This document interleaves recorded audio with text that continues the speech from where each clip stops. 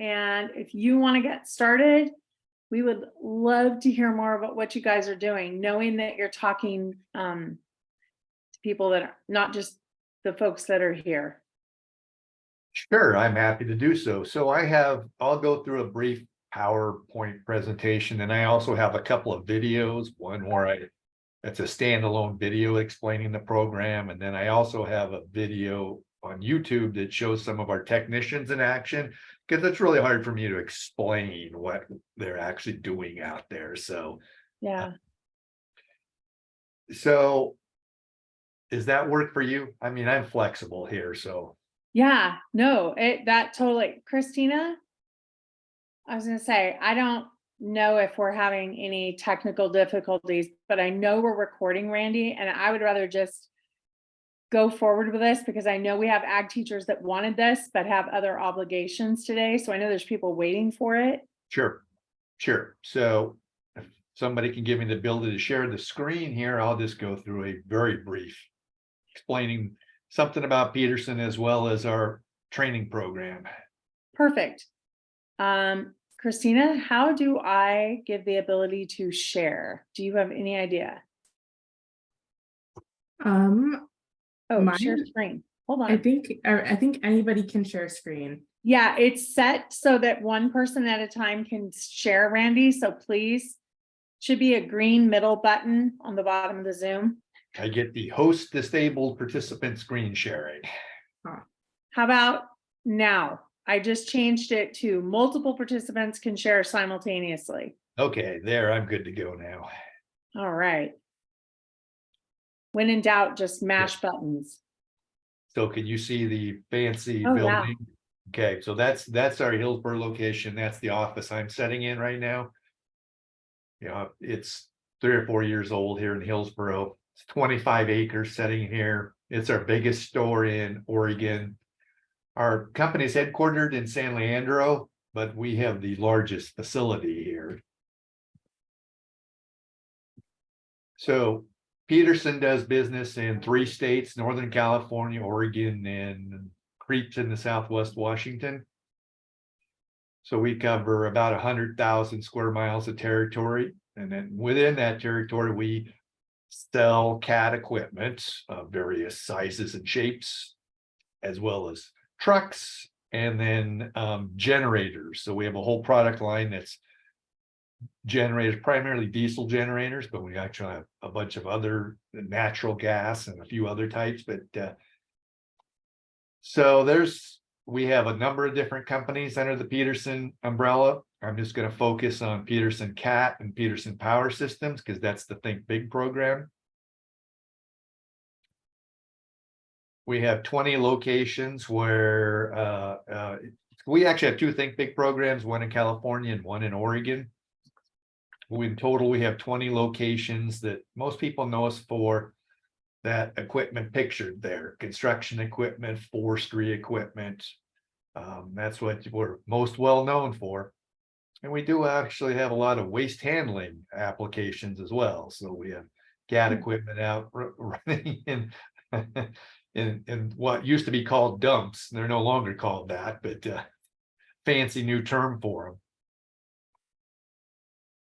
Peterson Power System is our fastest growing segment of our company. We put generators in any building that has an elevator needs a generator. Hospitals need generators. They go in schools, various applications. And then where we're headquartered, which is in the Bay Area, we work a lot of well-known company names that are building data centers all over the country. And they're putting generators in as backup power. So for an example, in Boardman, which is an Amazon facility, there has 1,800 generators. And they're continuing to build them. We have 7 full-time technicians. That's all they do is work at that location and install and maintain generators. So we have 2 Think Big programs. One of them is focused on generators and one of them is focused on equipment. So what is our Think Big program? It is our very best training program to be a CAT technician or to be a CAT generator technician. It's an associate's degree program. We partner with Portland Community College, the Rock Creek campus. I thought I would put in some fancy link here to see if it actually worked. All right. Comes up on the website. There's the official dealer service technology, Think Big. And it goes through all the different courses they will take. And they just have a brand new building, new PCs or new Think Big building. Let's see if this video runs. Can you hear it? Can you hear the video? This is our new facility. Let me see. No, yes, no. Can you hear the video? We could hear it. It's makes a huge difference in our ability to train the students. We've got much more space and much more equipment than we had in our old facility. So this goes a long ways in replicating a dealership experience that the students are going to actually work in. Well, this new building is so much better than the old one. The old one was just cramped up with space. It's probably about 3 times as large as the old one. And we got 3 classrooms now instead of 1, so we're not everyone's trying to struggle to learn everything in one classroom. Teachers have their own space now, and with the machines especially, we have a outside patio for the machines to work on and gravel now instead of asphalt, trying to roll machines around, especially the tracks. You can damage it. We got new tooling now. We got more tooling than we used to, and everyone's not fighting over space in inside the shop. We got new cranes in the shop now. We got 3 of them. Good part about the new building is there's separate classrooms for all the different classes. Before it was just 1 class. It was a lot smaller. Now they're a lot more high tech, a lot better features. And in the shop, it's a lot bigger, a lot more cranes, not to fight and stuff. More room to bring in equipment, bigger equipment. How we have the ability to train outside, run our generators, whereas in the old shop we weren't in the cramped space. Now we can pull machines in, we can swap different engines. Now we're able to do that, so that's pretty great. Fight over other stuff. Like now we can roll around, switch to engines. When other engines go down, we can swap over and roll 3 boxes over. We got 3 different classrooms now where we go in different classes and separate out instead of all being cramped into one small area. When I finish here, I want to stay with Peterson for as long as I can. I like doing it. I think the instructors are great here, do a good job. And, it's all in all fun, learn a lot. Been working for Peterson CAT for a little bit over a year now. Looking forward to being in this brand new facility. Now,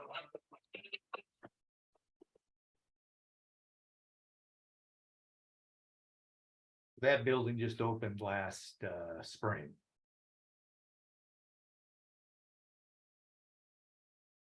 The way the program works is that every 8 weeks they rotate between a home store and school.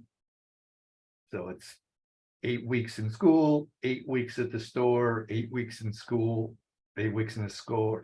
Now it doesn't add up exactly this right in 22 months. So they're actually in the store for about 60 weeks and they go to school for 40 weeks. So when they're in the store working, they're getting paid and they're receiving college credit as well. They're on internship. We currently start them out at $20 an hour. That's somebody with no experience, nothing. Walk in. We don't require them to have any sort of actual job experience in the field. Right now, they come out at a little over $27 an hour after 2 years.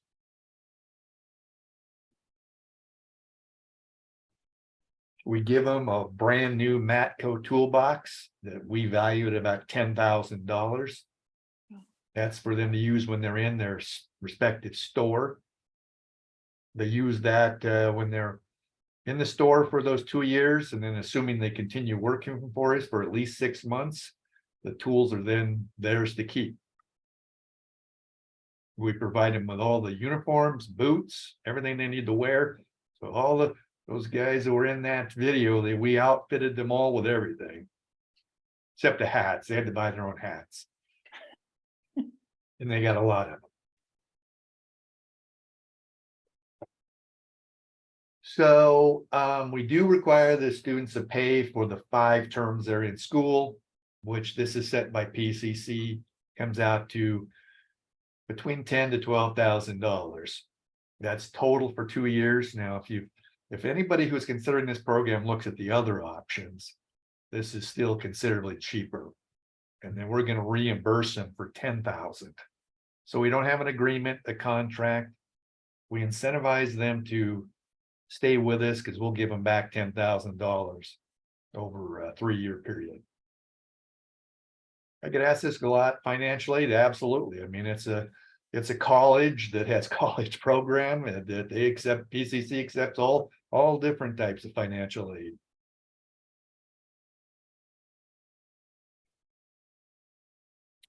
You know, what are you looking for? I get this asked a lot. I mean, it's really pretty simple here.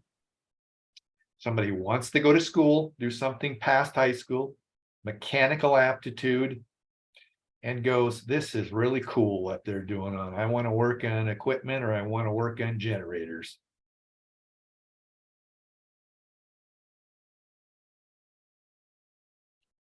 The way it works is once we pick somebody in this program, we hire them so they qualify for all of our benefits. And we've got all of them. Yeah. We start a new class every September. We take applications up till end of May. Hiring decisions are made in June. Then they start in September.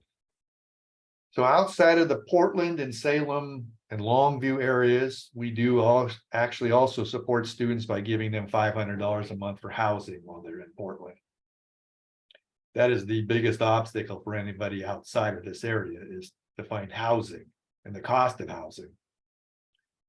So the way it typically works is students that are in Southern Oregon, we actually have some come from Northern California as well.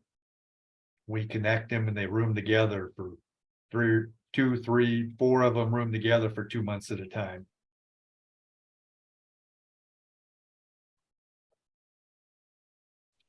How many kids do you typically have applying per year? Well, depends on what location we're in. Some of them, like Hillsborough, I'll get quite a bit more than we can hire, but Medford had 2 last year. Fortunately, one of them was a good student that we thought we could hire. So our outlying stores, very small application flow. My question is, you say the classes start every September, so it's like cohort style. They start and finish together as okay. Yep, Thank you. absolutely. And then they will stay together for 2 years. Okay. Thank you. So we have students come from stores all over Oregon, Klamath Falls, Redmond, Medford, Eugene, North Bend, the Dalles.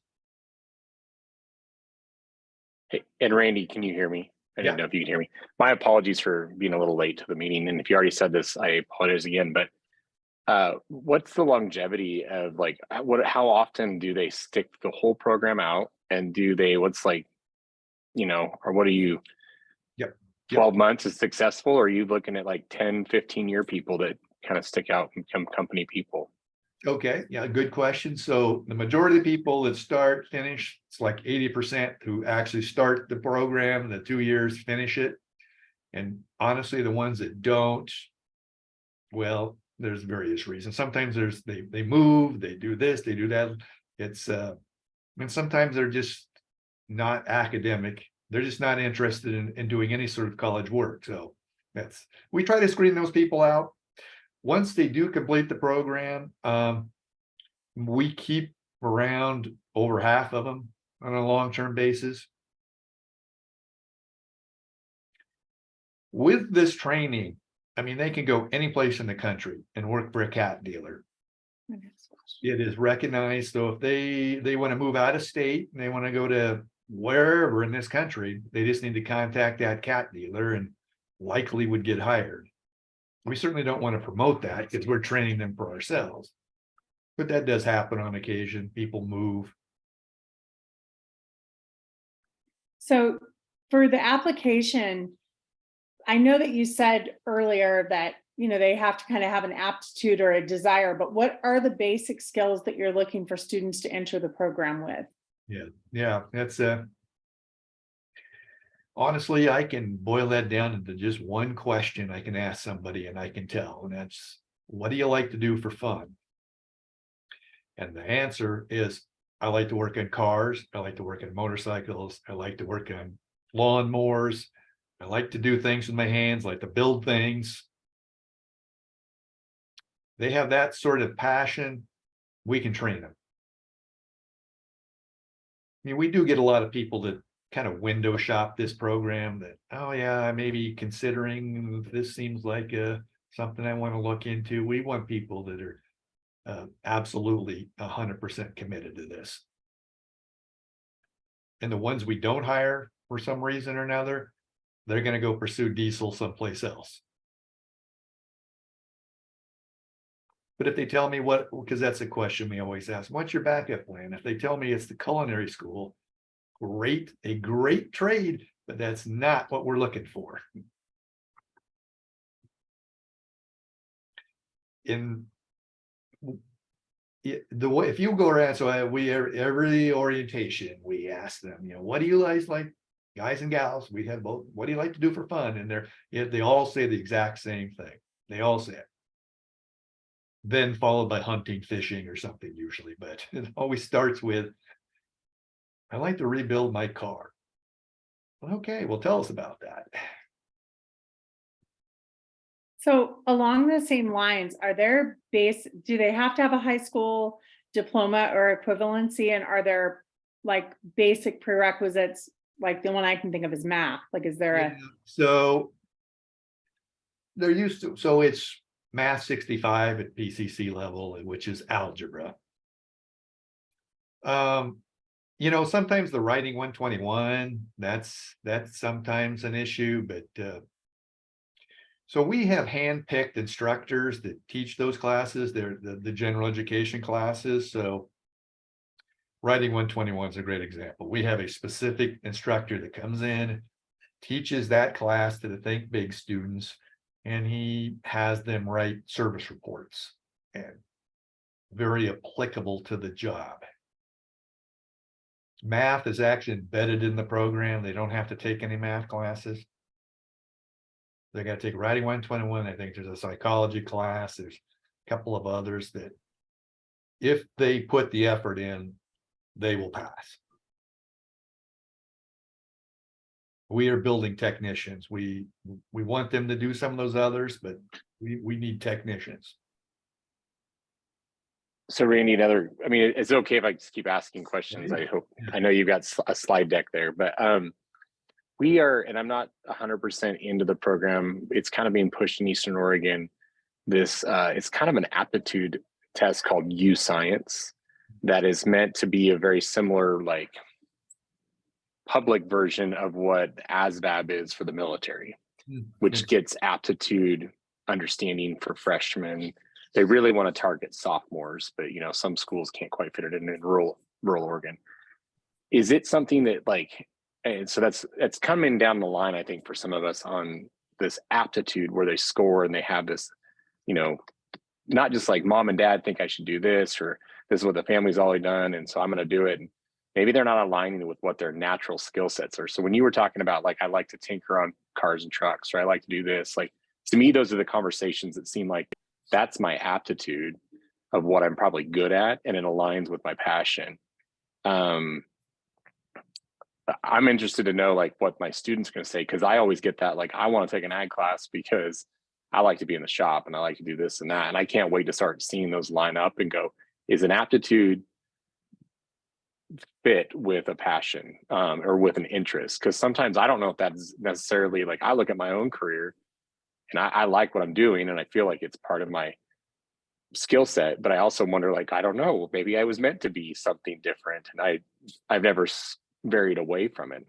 And so, do you ever notice that? I guess is the bigger question. The people coming in, but also, do you have even people within the business? You're like, man, they're really good at this, and then we laterally move them across in a different place than the organization.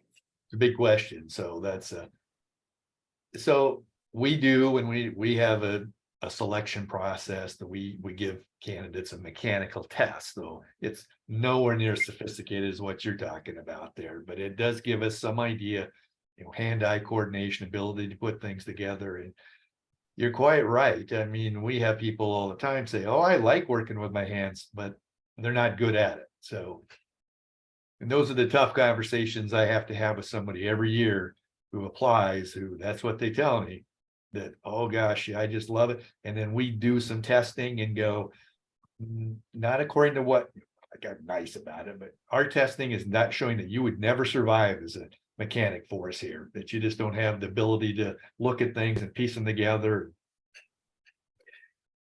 Then your question about moving people around and within the company, I mean, that doesn't happen very often, unfortunately,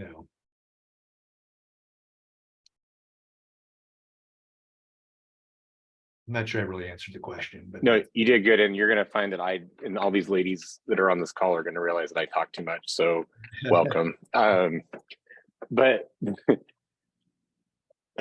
when it comes to like the work of your, like, if you were to generalize your technicians or your mechanics you're in there, like, what's the level of stress you think do they have? Is it a real high urgency type of a career field, or is it like regular? Is there heavy loads? Is there heavy seasons? Like, how do you kind of balance that? What I'm noticing in the student populations is managing and leveling out some stress levels. So, and I'm not the person that likes to remove barriers. I'm just saying, like, we got to build mental toughness for kids. Yeah. And so sometimes they need that, but I'm also just like, some of these kids are pretty gritty, and they'll take you to task, like, in a good way. Like, I always tell some kids, kid apologize the other day, like, don't apologize. You're standing up for yourself. Like, you got to identify those things. Like, that's a skill. I need people in the shop to say, hey, this isn't right. Yeah. So don't apologize. Yeah. But then there's also times you're like, listen, you also need to just bring it down a couple notches, because, like, I am in charge. Like, so, and then that transforms also into, like, how do they balance when maybe there's a huge client, or there's a big contract, or there's something that needs to get done on a time scale.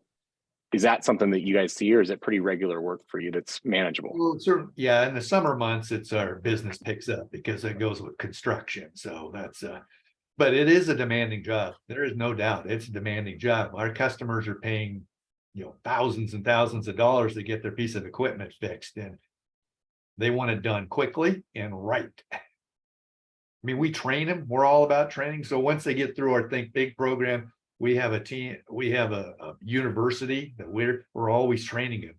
So that just gives them the foundational knowledge. Then when we start really training them, because our customer comes here with a piece of CAT equipment that's not working for some reason, and then they want it fixed, and they want it fixed right away. And they don't like paying a lot of money to do it, even though it's very expensive piece of equipment. Hey, I'm gonna follow up on that. What do you think your, like, long-term investment is in a dollar? Do you have it figured out, like, each employee? Because you're talking about the university costs and these, probably, is it 6 months or every 12 months training? Like, do you have a figure like, hey, we put $35,000 into you over the last 2 years? Yep. That numbers, that's what we use for Think Big. We figure we invest about $35,000 to get somebody through those 2 years. And then it takes a 2 to 3 more years before they start making money for the company, really. Wow. We're looking at about 4 years out of high school before they're making profit for the company. Okay, so, and in that 4 years, you might be, so you're saying 35,000 in 2 years, so maybe 60,000. I don't know. But 4 years, and are they making money? They're employees the entire time. So not only is that a cost, but you're talking additional training costs outside of just their paycheck. Is that correct? The numbers around here, just the other side of things, the company makes like $300,000 off of every technician between their parts. So The owners Yeah. of the company sit around and go, how much are we gonna grow in sales next year? That really good. How many more technicians do we need to add to do that? Mm. Okay, Yeah. 200,000, you know, if we want to go $2 million, that's 100, okay? We had 100 new and at $200,000 a piece. Not that. Yeah. Yeah, that's cool. I mean, that's just interesting to me because the company clearly has a huge stake in the pipeline, but you're probably worried about what's at the reservoir on the other end of the pipeline that we're pushing through the channel. Yeah. Yeah. So you may have already partially answered this, but JD's got me thinking, like, what happens if what if you have somebody out of high school who is just damn good? And is there an accelerated program or is there a way to bypass that program? If we have somebody there's a kid out of Redmond that's been reconstructing John Deere tractors since he was like 12. Yeah. And do you have a bypass if somebody's exceptional? Well, no, they can be certainly fast tracked once they get going here. So we had here one in Hillsborough that came out of Nestaka, and he was head of the class, rebuilt an entire piece of equipment on his own his second year in the program, and he's now has his own field truck and works from home. And he's 23 years old, and he's got his own, and to get to be a field technician with us normally takes at least 5 years. Because you're out there. And yeah, I think he almost had that field truck before he was old enough to go to the bar. So that's but he was engineering sort of background too. I mean, so once you get done with the program, you have potential. You can fast track your way up.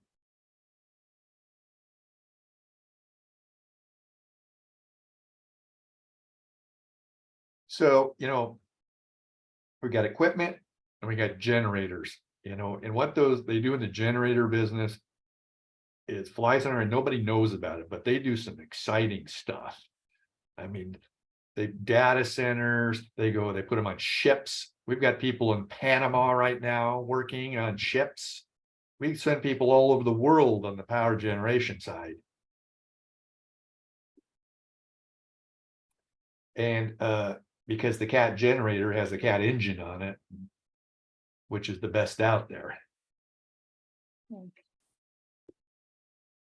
So once I was at another school last week, college, and was recruiting, and they're complaining they're finishing up a diesel degree someplace and had no idea. But that's where the exciting stuff is. And if somebody wants to get out and travel, see the world, go work on generators. Third world countries that don't have power grids.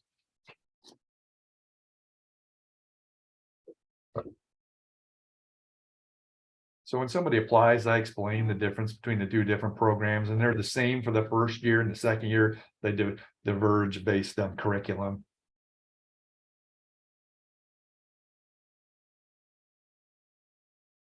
So I also have a video that I'll show you that has some of our technicians in action to see what it looks like in the shop. And I have more stuff for those who aren't on the call. Perfect. And we can, after this meeting, Randy, if you send it to Christina or we're happy to share it with, along with the recording. We'll make sure Aaron and JD get it, but we're happy to share it with the ag teachers as we forward out the recording as well. I'm going to show it to my careers class in the morning. Oh, Mhm. well, Randy, if you can send it tonight, I will get it to Aaron. I can do it Thursday. Okay. Aaron, we will make sure you get it quickly. My ask is if you run into somebody that has shown some interest in this, that go, hey, might want to check out this program. You're considering other options. Look at this one. It's not for everybody. We don't hire just out of the Think Big program. We hire out of every college or private school that we can that produces diesel certificates or diesel diplomas. Some work for, Think Big is not necessarily for everybody. But if that's what they're looking into, they definitely need to consider it. That's So if you go to, the community college diesel program, they're about $15,000. I was at Wyotech in Laramie, Wyoming last week. It's 30,000. Wow. UTI is another school, another private school. They're over 50,000. Yeah, and Randy, I used to send kids to those. I mean, it's been probably 12 years since I sent somebody to Wyotech and then someone to UTI. And I mean, not discounting those programs, they're fantastic for what they are, but like being strapped with $50,000 worth of debt as a 19-year-old. And I would tell most 19-year-olds don't make great financial decisions anyways, because if they're a gearhead, they're going to go spend about $10,000 to $12,000 on a rig that they're going to spend another $25,000 on to fulfill their lifelong dream. Yeah. So like those kids that have done it, that came through, they're successful, they're doing fine now. But I think those early years are a little rough. This is a better route to go like, hey, let's get into the world and get some training. Because if they have the aptitude to get through Wyotech and UTI, I would assume they're going to be able to get through your program. I mean, skill wise. Yeah, we wouldn't combine them in the two. I mean, those are separate, but Yeah. Yeah. But I mean, like they have that Yep. ability, I guess. And so, and I'm going to ask specifically, like in rural parts of this, like I know you early on, because I jumped in at the end, you were talking about like Hillsborough and some of the areas in the Portland metro area. What's your reach and influence outside of the I-5 corridor? Not as good as we'd like. That's why Okay. it's hard to reach all those different schools. Yeah. Okay. It's, Cool. Redmond and the Dalles and Klamath Falls and all those little areas. It's hard to reach. Yeah. But a student could apply and maybe relocate into the valley for a couple years, and that might be where they want to work and live anyways, but they can be there for a while. But if I find somebody in Klamath Falls that does this, and they're at $30 an hour, at 21 years old, I mean, they can live a pretty good existence in Klamath Falls for 30. Yeah. I've had several students that come out of those local high schools and just made it work for 2 years, and they're set for their career. They will never have to worry about finding a job. So you've talked about salary ranges a couple of times, like the $20 starting and such. What's the median or average salary range for somebody that goes through this program and or sticks with you guys for, a portion of their career? What are they earning? $30 to $40 an hour, someplace in that range. 30 to 35 is pretty standard, and plus they rack up a lot of overtime. We pay certainly in the summer months, they're racking up a lot of overtime.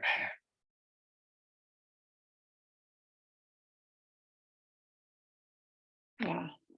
So what's I'm in the wrong- 60, I'm in the wrong 70, job. $80,000 a year with Awesome. no debt, no college debt. That's awesome.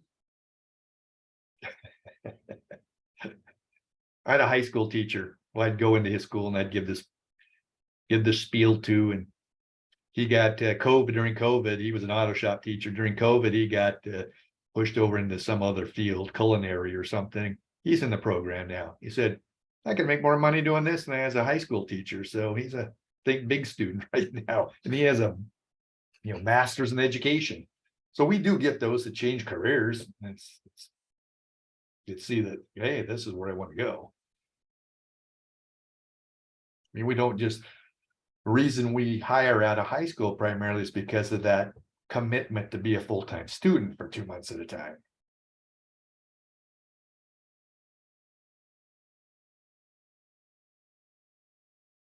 Randy, you said you had videos to share, and I don't know if the links are something easy for you to grab, but if you were able to put them in the meeting chat, JD and Aaron could at least grab them for now if you had them. If not, I mean, if you email those, I'm just trying to think about getting it to Aaron so she has content for class tomorrow. Okay, yeah, let me see if I can get this, And then my only question that came from an ag teacher that I ran into yesterday, Randy, you may not be able to answer this, is where is CAT in developing electric tractors? Yeah. That was a question that I was told to ask. there are a few models that have them, but some of these, it's just not, there are few electric models that are out there, but some of them, they're moving such weight that it's hard to get a battery to do that. We see it more in trucks. We sell trucks as well. We see a little bit, we get a little bit more of that.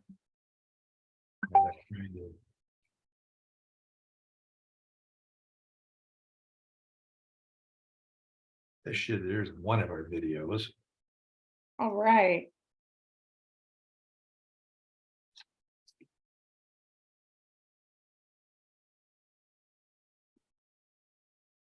Did anybody else have any other questions? I feel like we had a list of question and answers, but we peppered you as you went along. So I think the questions I had for you got answered. The questions I was asked to ask you got addressed.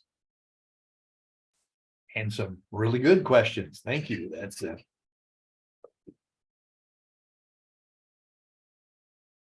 Good. JD or Aaron? Very helpful. Thank you. Yeah, no, thank you. I was trying to copy and paste those things into a I'm doing thing, so that's why I was like distracted. So I apologize. But no, this is like currently in. I've been a part, and this is a bunch of education lingo, Randy. So welcome to people that are washed in the work of ODE, the Department of Ed. But there's a lot coming down the line. I'm seeing through our integrated guidances, which is some new funding formulas that are now putting schools into making long-term plans, 4-year and beyond plans. And our school district is really looking at that bridge. And it's been a footpath in the past because they've been building highways to colleges, you know, these freeways to colleges. And then, oh yeah, there's this little footpath over here if you want to go into the trades. And like, there are so many needs for any trade, just name anyone. And I feel like at least what we see coming in the next 4 to 5 years in our little school here in Imbler, we're really going to start connecting people more with industries. And really it's down to like private partnerships with businesses that are just like, hey, skip the nonsense and just come to us. And I think the only thing that I'm nervous about that is that it's not a cookie cutter scenario. We're going to have to really be focused in picking the right student. And, you know, and you guys will have your own filtering system, but, and I don't want to filter a kid here and say, I'm not going to send you that way. But I think we don't want to also be a problem by sending you stuff that you're like, hey, yeah, you're giving us 10, but 9 of them are junk. It's not helpful. But I think there's got to be a lot more corporate, private conversations with these, especially high schools, where we can say, here's a transition pathway that's not normal in terms of what's become normal in the last 4 decades. Because even prior to the 1970s, there was like, hey, get on with the company and kind of become a company person and stick it out and you'll be rewarded. And we stopped doing that. And the pendulum swung the other direction quite a bit. So I think it's time for that to kind of swing its way back. And so I guess that's my really long route of saying thank you. And that we hope we can fill the needs in the ways that is good for not only your business, but also for the communities that family is going to live and prosper in. Mhm. So Thank you for your efforts. Yeah. Now, if you find somebody that's interested, we're happy to show them around. They can come in, see a shop, see what it's all about. We're all about giving as much information as we can. You know, in Hillsborough, I have people come in here all the time where, hey, I'll show you around, see the environment. We don't want any surprises if we're hiring you. And if you're in Medford or wherever, sure. Store managers are always say, yeah, I'll show you around. Because we don't force people into this. That's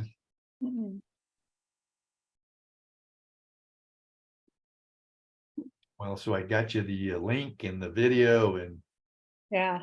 And I think the way the recording works, they now stay with the recording. So hopefully, I'll grab those as well. But hopefully it'll be attached to this recording. So anybody that wants it can grab it. Parents talk to me, I get parents, they always go, well, what's the catch? What's the catch here? This seems too good to be true. Free education, free tools, best training out there. What's the catch? And I have to tell them, well, there really isn't any. So it's, if they're willing to make the commitment, it's there for them.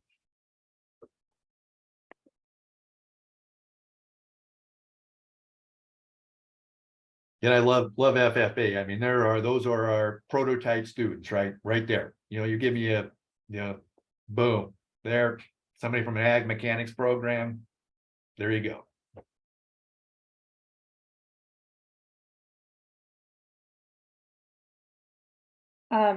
Randy, I am going to assume that it is going to be okay for me to include your email and your phone Yeah. number when we forward out the link.